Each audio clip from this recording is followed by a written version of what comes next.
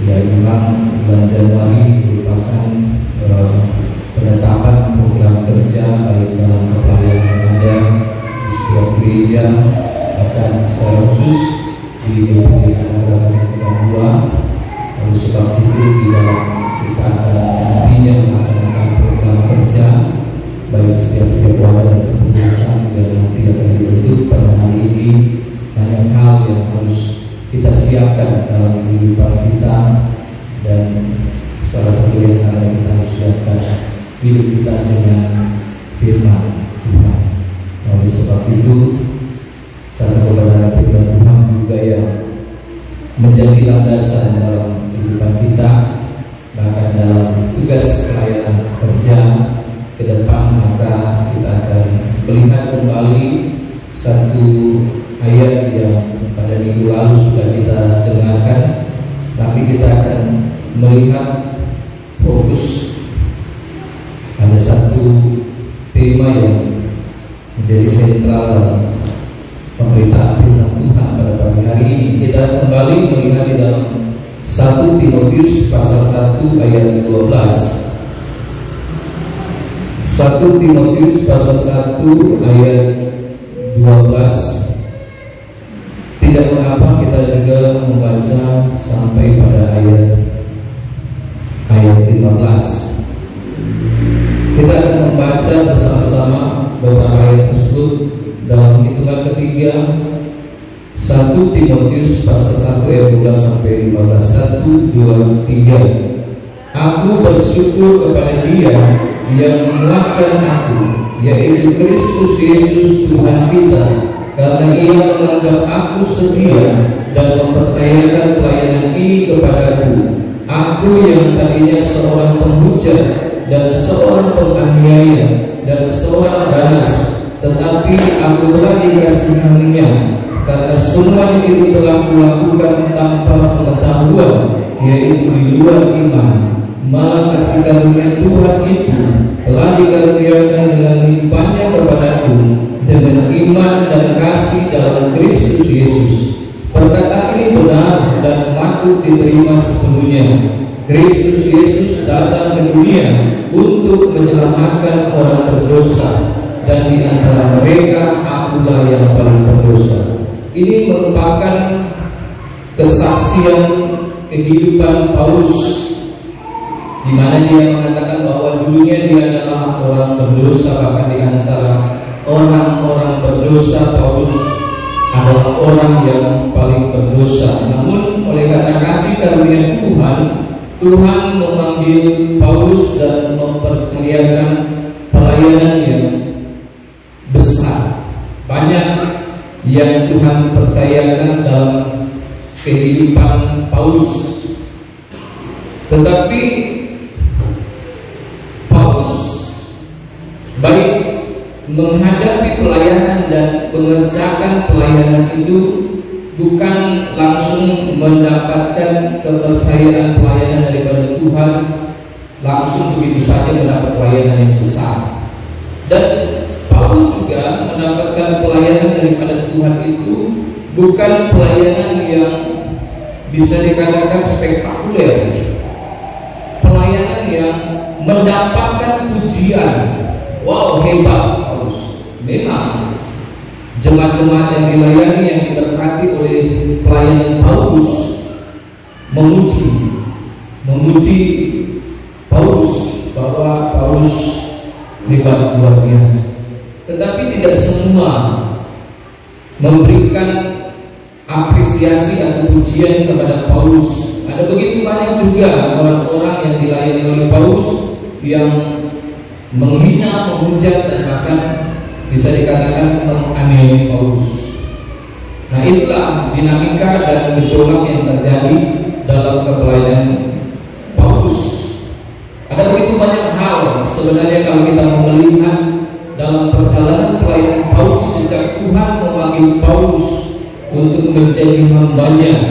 Namun satu hal yang kita bisa lihat di sini di ayat 12 tadi dikatakan, aku bersyukur kepada Dia yang menguatkan aku, yaitu Kristus Yesus Tuhan kita, karena Ia menganggap aku setia dan mempercayakan pelayanan ini kepadamu. Di tengah-tengah kepercayaan yang Tuhan berikan kepada Paulus, ada salah satu hal yang dilakukan oleh Paulus kepada Tuhan dalam kepercayaan tersebut, yaitu Paulus setia dalam pelayanan, setia kepada Tuhan. Jadi yang menjadi tema kita pada saat ini adalah setia kepada Tuhan. Nah, setia kepada Tuhan itu ada dua aspek, yaitu setia melayani Tuhan dan setia mengiring Tuhan. Setia mengiring Tuhan dan setia melayani Tuhan. Setia itu saya coba mencari tahu beberapa definisi terkait dengan kata setia ini, tapi saya melihat dan menyimpulkan bahwa setia itu pada dasarnya mempunyai pengertian berpegang teguh pada sesuatu. Berpegang teguh pada sesuatu. Nah, kalau dikatakan setia mengiring Tuhan, pastinya kita tahu berarti kita tetap terus mengikuti Tuhan. Nah, sekarang setia melayani Tuhan. Memang seringkali kita berpikir melayani Tuhan itu hanyalah ada beberapa pandangan ya terkait dengan melayani Tuhan. Ada yang mengatakan kalau melayani Tuhan itu berdoa, bersekutu, berhubungan dengan Tuhan itu melayani Tuhan. Oke, itu tidak masalah kalau kita punya pemahaman seperti itu. Tetapi saya coba ingin menjelaskan bahwa melayani Tuhan itu adalah melakukan apa yang diperintahkan Tuhan. Jadi ketika kita mengerjakan, melakukan apa yang Tuhan perintahkan, sebagaimana Yesus mengatakan aku datang ke dunia adalah untuk melakukan apa yang Tuhan kehendaki. Sehingga ketika Yesus melakukan apa yang Allah perintahkan kepada dia atau apa yang Allah kehendaki, maka itulah yang disebut sebagai melayani Tuhan. Salah satu. Selain itu, selain melakukan apa yang diperintahkan oleh Tuhan, melayani Tuhan itu adalah mengerjakan pekerjaan Tuhan. Pekerjaan Tuhan itu ya, dalam pekerjaan pelayanan yang ada di gereja, baik sebagai pemimpin pujian, sebagai singers, pemain musik, pemain rebana, operator LCD, pendoa, firman Tuhan. Bahkan ketika kita memuji memuliakan Tuhan, itu pun juga melayani Tuhan. Jadi banyak hal, sebenarnya banyak hal. Nah, dari apa yang tadi saya sudah sampaikan bahwa kita harus setia kepada Tuhan, baik kita setia mengiring Tuhan dan melayani pekerjaan Tuhan, maka kembali lagi tadi saya katakan setia itu adalah berpegang teguh pada sesuatu. Berarti kita harus berpegang teguh kepada Tuhan. Kalau kita setia kepada Tuhan, maka kita harus berpegang teguh kepada Tuhan. Artinya apa? Setiap saat, setiap waktu, setiap langkah kita harus melibatkan Tuhan dalam kehidupan kita. Kita harus mengandalkan Tuhan dan kita harus selalu bersama dengan Tuhan dalam kehidupan kita. Jangan kita menjauhi Tuhan dalam kehidupan kita. Kalau kita menjauhi Tuhan, semakin jauh berarti kita semakin tidak setia. Akan bisa dikatakan kita sudah tidak setia lagi kepada Tuhan. Nah, ada beberapa hal mengapa kita harus setia kepada Tuhan. Ketika kita berbicara mengenai setia itu ada janji, ada ikatan. Tidak mungkin ada suatu hal yang merupakan hubungan satu dengan yang lain tanpa yang namanya ikatan atau janji. Jadi suatu hubungan itu bisa terjadi secara erat kalau ada di dalam ikatan dan janji itu, itulah yang dinamakan dengan setia. Jadi kalau kita tidak terikat, maka tidak akan ada yang namanya kesetiaan. Kalau tidak ada janji dalam ikatan, maka itu juga tidak mungkin terjadi yang namanya ikatan. Nah, oleh sebab itu menjadi pertanyaan dalam khotbah pada saat ini, mengapa kita harus setia kepada Tuhan? Mengapa kita harus setia mengiring Tuhan? Pertanyaan mengenai mengapa kita harus setia kepada Tuhan, mengapa kita harus mengiring Tuhan, setia mengiring Tuhan, setia melayani Tuhan. Ada beberapa hal yang kita bisa lihat di sini yang saya coba pelajari di dalam Alkitab. Yang pertama, mengapa kita harus setia kepada Tuhan? Karena Allah setia pada kita. Yang percaya bahwa Allah setia kepada kita, katakan amin. Kalau tidak amin berarti dia ragu-ragu. Betul tidak? Berarti dia tidak mengalami, tidak merasakan begitu setianya Tuhan dalam kehidupan kita. Saya sangat merasakan Tuhan begitu setia. Kenapa saya katakan Tuhan begitu setia? Iya. Sampai saat ini saya masih hidup. Sampai saat ini saya masih bisa hidup bersama dengan keluarga, dengan istri dan anak-anak saya. Sampai saat ini saya masih dipercayakan oleh Tuhan. Itu karena Tuhan setia kepada saya. Nah, itu yang menunjukkan bahwa Allah setia. Oleh sebab itu, kalau kita sadar, kalau kita tahu bahwa Allah itu setia, maka seharusnya kita setia kepada Tuhan. Kalau kita tidak setia kepada Tuhan, tadi malam saya dengar khotbah dari hambanya Ibu Wahyu, ambil di Yakobus pasal 4, dan saya menemukan ternyata di Yakobus pasal 4. Kalau saya boleh simpulkan di Yakobus pasal 4 ayat 4 itu, di situ Yakobus mengatakan, hai kamu orang-orang yang tidak setia, yaitu kamu, itu menyimpulkan bahwa orang-orang yang tidak setia adalah orang-orang yang bersahabat dengan dunia. Kenapa? Dan kalau tadi saya katakan, kalau setia kita berpaut kepada Tuhan, melibatkan Tuhan, mengandalkan Tuhan dalam kehidupan kita. Kita selalu bersama-sama dengan Tuhan dalam kehidupan kita. Ketika kita menjauh, itu menunjukkan bahwa kita sudah mulai tidak setia, sudah mulai kurang tidak setia, dan bahkan akan menjadi orang yang tidak setia. Nah, oleh sebab itu, semakin kita jauh daripada Tuhan, berarti kita kemana? Berarti kita semakin mendekat dengan dunia ini.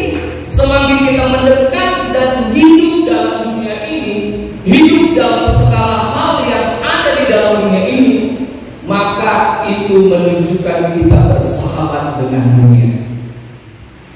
Kalau kita bersahabat dengan dunia dan itu merupakan ketidaksetiaan kita kepada Tuhan, itu namanya pengkhianat. Orang kalau tidak setia, istri atau suami, kalau sudah tidak setia kepada pasangannya, itu bilang kepada suami. Jadi bukan kalau kita suami tidak setia, kita pengkhianat. Kita rela bilang seperti itu, dijauhkan. Saya hanya mau menjelaskan bahwa orang yang tidak setia itu adalah orang yang bersahabat dengan dunia, dan orang itu adalah pengkhianat. Alkitab yang bilang, bukan saya yang bilang. Jadi jangan marah kepada saya, marah pada Tuhan. Karena itu kesimpulan dari apa yang disampaikan oleh firman Tuhan. Nah, kalau kita bersahabat dengan dunia, kita adalah pengkhianat.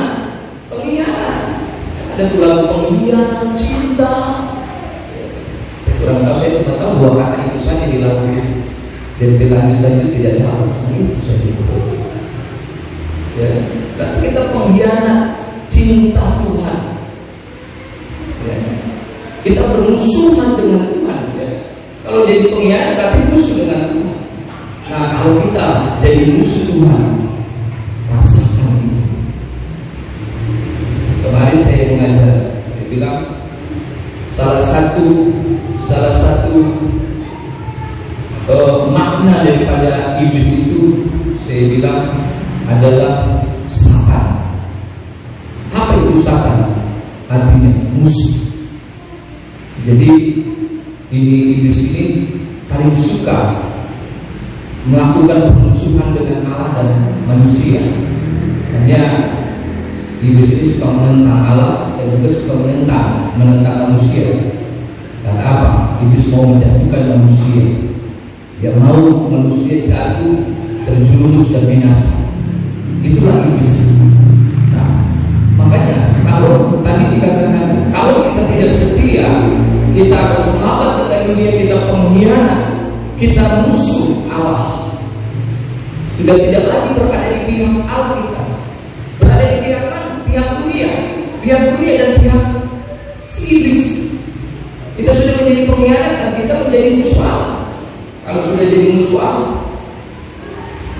rasakan saja nanti apa yang akan terjadi dalam kehidupan. Saya sebagai hamba Tuhan tidak mengundang jemaat-jemaat Tuhan mengalami kondisi status keberadaan kehidupan kita seperti ini. Oleh sebab itu seringkali firman Tuhan datang memberikan penjelasan, memberikan pemahaman kepada kita. Kalau kita melakukan hal seperti ini, maka ini yang akan terjadi. Dan Tuhan tidak menghendaki itu, supaya Tuhan memberitahu itu supaya itu tidak akan terjadi dalam kehidupan kita. Oleh sebab itu Bapak Ibu jemaat Tuhan, ketika kita mendengarkan firman Tuhan mungkin keras dan menyakitkan kita bahasa-bahasa yang muncul, tetapi sesungguhnya itu demi kebaikan kita. Karena Tuhan mau Tuhan mau kembali. Tuhan tidak mau membiarkan kita menjadi orang-orang yang terlantar di dunia ini. Karena sikap kehidupan kita yang tidak menunjukkan kesetiaan kepada Tuhan. Nah, oleh sebab itu sekali lagi saya mau tegaskan bahwa kita harus setia kepada Allah karena Allah setia kepada kita. Selanjutnya, tadi saya katakan kalau kita tidak setia, kita menjadi pengkhianat, menjadi musuh Allah, maka rasakan nantinya banyak hal yang terjadi dalam kehidupan kita. Ada musibah, ada bencana, malapetaka. Bukan berarti itu bagi kita orang yang setia juga tidak akan. Bukan berarti tidak akan. Mungkin saja Tuhan izinkan itu juga terjadi dalam kehidupan kita, orang yang setia kepada Tuhan. Tapi bedanya, kalau orang setia Tuhan izinkan terjadi hal seperti itu, ada pertolongan Tuhan yang tersedia. Rasa, siapa mau bela, siapa mau tolong? Kan sahabat dunia minta tolong kepada dunia, artinya kan seperti itu. Oleh sebab itu firman Tuhan ingin setia. Karena kalau kamu tidak setia berarti kamu mengikatkan diri pada dunia. Sama seperti perjanjian pernikahan, itu kan ikatan kesetiaan yang menyatakan kita mau hidup sama-sama susah, sama senang dan seterusnya. Nah, begitu juga dalam kehidupan kita gereja Tuhan, kita mengikat hidup kita ini, kita menjanjikan kepada Tuhan. Tuhan sudah berjanji, hai umatku, marilah engkau menjadi umat perjanjianku. Bukan lagi perjanjian dengan bangsa Israel pada masa lalu, perjanjian lama, tetapi sekarang perjanjian Allah dengan kita gereja Tuhan itu adalah perjanjian baru. Ini perjanjian yang diberikan kepadamu. Kamu lakukan, kamu harus lakukan, dan aku akan lakukan bagianku. Tuhan ya. Itu ikatan. Oleh sebab itu, kalau kita tidak setia kepada Tuhan, kalau kita baca di dalam Wahyu pasal 2 ayat 10 di situ, kalau kita mau simpulkan Wahyu pasal 2 ayat 10 di Bapak Yesus.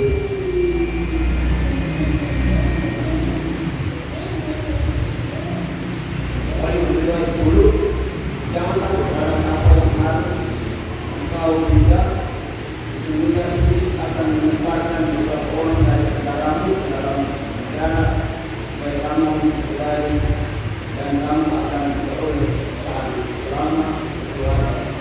Hendaklah kau setia sampai mati, dan aku akan memberikan kepadamu mahkota kehidupan. Hendaklah kau setia sampai mati, dan aku akan mengaruniakan kepadamu mahkota kehidupan.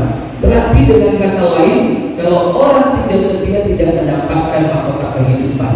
Kalau tidak mendapat mahkota kehidupan berarti dia binasa, tidak selamat. Sebab itu firman Tuhan kembali lagi memberikan pemahaman, memberikan pandangan kepada kita bahwa sesungguhnya kita harus setia kepada Tuhan. Dan selanjutnya Galatia pasal 5 ayat 22. Galatia pasal 5 ayat 22. Galatia 5 ayat 22, saya akan membacakan. Galatia pasal 5 ayat 22, saya akan membacakan. Tetapi buah roh ialah kasih, sukacita, damai sejahtera, kesabaran, kemurahan, kebaikan, kesetiaan. Jadi setia itu buah roh. Dengan kata lain, kalau orang tidak setia, tidak ada roh, tidak ada Roh Kudus di dalam. Karena Roh Kudus itu mengerjakan kita untuk setia kepada Tuhan. Makanya evaluasi saja ini. Kalau kita tidak setia kepada Tuhan, tanya Tuhan, apakah ada Roh Kudus dalam hidup saya? Kalau sumpah makhluk sepertinya kurang setia, berdoa supaya Roh Kudus itu bekerja Tuhan ada dalam hidup kita. Karena sekali lagi, setia itu merupakan buah. Oleh sebab itu kita harus setia. Dan selanjutnya kalau kita tidak setia, Titus pasal 2 ayat 10 saya langsung bacakan saja. Maka kalau kita setia, kita memuliakan ajaran Tuhan. Dengan kata lain, kita memuliakan Tuhan dalam kehidupan. Yang terakhir, mengapa kita harus setia? Karena kita sudah ditebus oleh darah Yesus Kristus. Sekali lagi, mengapa kita harus setia? Karena kita sudah ditebus oleh darah Yesus yang mahal, bukan dengan barang yang banyak. Kita sudah ditebus. Dulu kita adalah budak dosa. Sebelum kita ditebus itu artinya mungkin kita kan orang yang berdosa. Orang berdosa itu punya utang, tapi bukan berarti orang yang punya utang itu orang berdosa. Bukan seperti itu, jangan salah paham. Kita dulunya orang berdosa karena kita diperhambakan oleh dosa. Sedikit-sedikit berbuat dosa. Kita mau berbuat kebenaran tidak mampu, tidak ada kekuatan karena kita hamba. Kalau hamba itu tidak bisa berbuat apa-apa, pokoknya tergantung Tuhannya. Kalau Bapak Ibu menonton berita di televisi, ternyata masih ada perbudakan modern terjadi di Sumatera Utara. Jadi tidak perlu terlalu dijelaskan. Siapa itu orang itu di rumahnya, di rumah dinas tempat ini ada perangkeng. Kita lihat, itu orang-orang pihak-pihak ibadahnya lumayan ketat. Wah, mukanya serem-serem, ganteng-ganteng, tapi saya bingung, kok bisa ya orang yang banyak, ada 15 orang, 13 orang, atau 15 orang, banyak, tapi mereka tidak mampu memar-mar. Menurut informasi diliput oleh pers atau wartawan, wah pokoknya mereka katanya tiap hari suruh kerja, makan kurang, sering dianiaya dan sebagainya. Saya pikir, bagaimana mungkin ya bisa terjadi seperti itu? Mereka laki-laki, lumayan banyak, badan besar, yang mungkin mereka pernah melakukan perlawanan, tapi sampai pada saat itu mereka tidak berdaya. Itulah yang namanya perbudakan. Baik, kita paham. Kita dulu hamba, kita dulu budak dosa. Kita mau berbuat baik susah. Diperhadapkan dengan yang pada akhirnya kita melakukan dosa. Mau menghindar dari dunia ini tidak bisa. Aduh, saya mau meninggalkan ini kebiasaan buruk saya yang hal dunia, susah. Karena kita sudah diperbudak, kita sudah terjual. Label sini Kalau zaman dulu itu ada label, saudara-saudara, ada tanda, pakai cat, jadi itu besi itu kasih panas. Ada yang ditesta, ada tanda, sumpah ada tulis S, bukan Superman, Samuel, berarti dia budak milik Samuel Lengkong. Ada yang di sini, ada di sini, tergantung budak. Dulu orang di sini dosa, budak dosa. Tidak bisa berkata. Tapi oleh karena kasih karunia Tuhan, sebenarnya kita tidak bisa dibayar, karena memang kita sudah menjadi hamba dosa dan kita harus mati. Upah dosa adalah maut. Tapi oleh karena kasih karunia Kristus dan oleh darahnya yang mahal, mampu menebus kita. Bukan cuma Samuel itu, kita semua, seluruh dosa manusia. Dia tebus kita. Ya. Dengan darah yang mahal. Ya, oleh sebab itu kita sudah ditebus, bukan menjadi budak dosa lagi. Kita sudah bebas. Wah, betapa mahalnya kalau budak itu menjadi orang bebas. Terakhir, satu kisah nyata. Satu kisah nyata seorang tuan, seorang pengusaha, orang kaya. Ini kisah nyata. Bernama William titik-titik. Dia hidup pada abad ke-18 di zaman perbudakan. Suatu ketika dia ingin membeli budak, pergi ke pasar budak. Budak itu budak manusia. Pergi ke pasar budak, kemudian bertanya kepada pedagang budak itu. Kemudian sebelum dia bertanya lebih banyak, kemudian pedagang budak manusia itu bilang begini, oh silakan, nanti saya akan pilih budak-budak yang bagus, yang hebat, berkualitas, besar, kuat, rajin, setia untuk melakukan pekerjaan, taat dan semua ini. Tapi harganya mahal. Dia bilang, tuh pedagang itu. Tapi apa tuh William bilang? Dia bilang, saya tidak mencari barang yang seperti ini, barang baik ini. Saya mencari budak yang jahat. Wah, itu apa? Nanti Bapak akan siksa. Dia jahat, dia akan begini, tidak setia, tidak seterusnya dan seterusnya. Tidak, saya kalau perlu saya berani mahal, berani bayar mahal. Padahal orang seperti itu, budak seperti itu murah. Tapi dia bilang saya berani mahal. Semahal mungkin saya bilang saya berapa, dan saya memang harus bayar mahal, walaupun itu murah saya bayar mahal. Akhirnya dibayar dan dibawa budak itu. Kemudian sampai di rumah, apa yang dilakukan oleh budak itu? Wah, dia mau mati. Keluar binatang utang, binatang buas, itu kata-kata foto, keluar.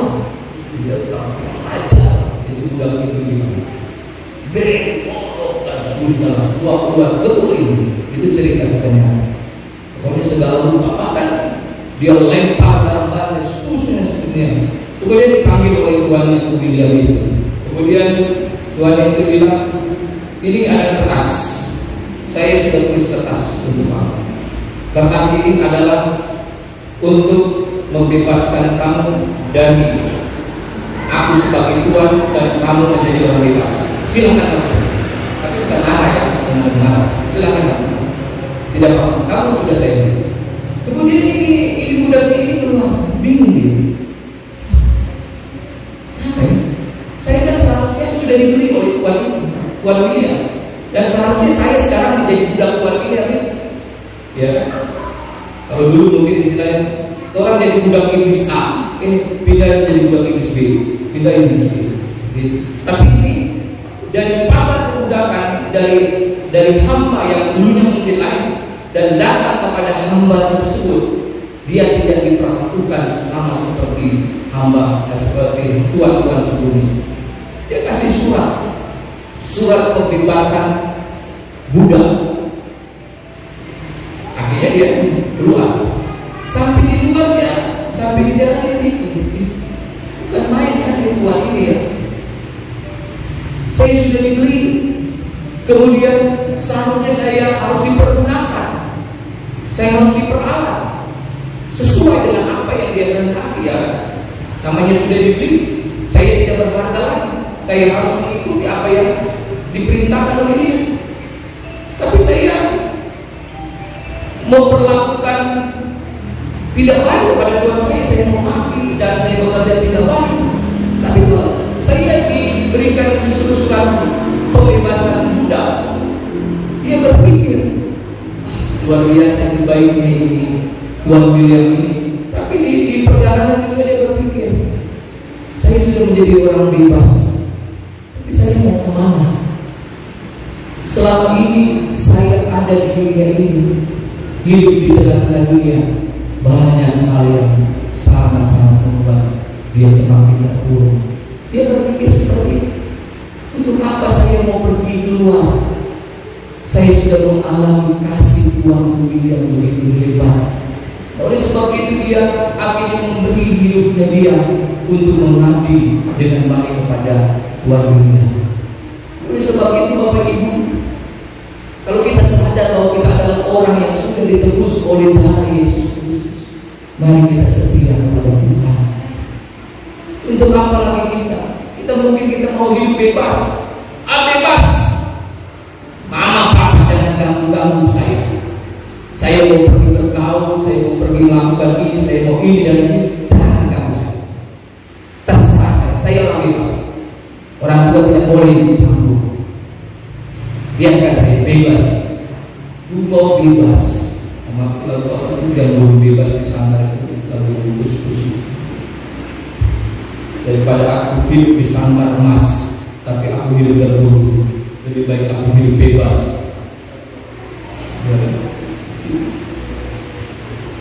Dan bebas, belum tahu bebas hidup di dunia ini justru akan menyiksa.